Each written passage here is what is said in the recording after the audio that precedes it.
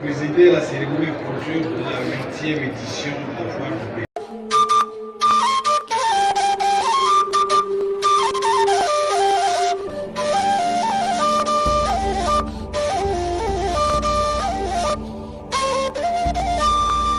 Julde dabbaji joɗa hitande ujune ɗiɗi e nogas e tati naati nder tariha nyalomare hande.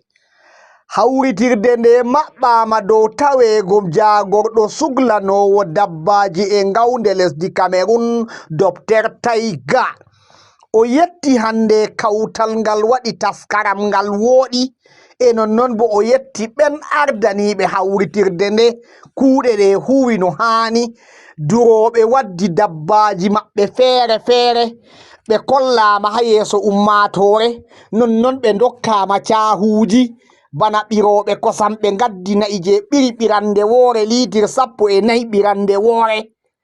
Nonnon ɓe gaddi na'i ɓurduɗi woɗugo ɗum nagge nge département Mayo Bagno ge kiili kilo ujunere. Nonnon he'ai ɓe gaddi bana hande geeloɗi, baali, gortoɗe e kuje ɗuɗɗe ha hawritirde nde. Hawritirde nde taskama dow ardungal Bobbo Bakari andiraɗo inde Babaray. Ko yaari ɗum yeeso may bo ngam kugal duroɓe may dari huwi masine. Ministére to suglandingal dabbaji bo walliti ha ɓe yahira yeeso. On andi himɓe heɓi no sakirmaji masine. O taski o waɗi hawritirde nde woɗi fotti.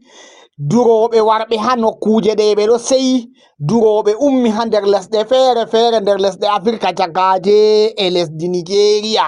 Ɓe wari ɓe gardi be dabbaji maɓɓe, ɓe laari woɗugo hawritirde nde. Ɓe ɗon getta Bobbo Bakari be taskaram tilim kaka o taski. Alhamdulillah, daga tamani sanje amma junta kan endo organisation kam habde on tan ko kam wala ko woni parfait kam amma habde. Lamlamɓe ɓe lesdi Nigeria kamɓe fu ɓe yalɗiri.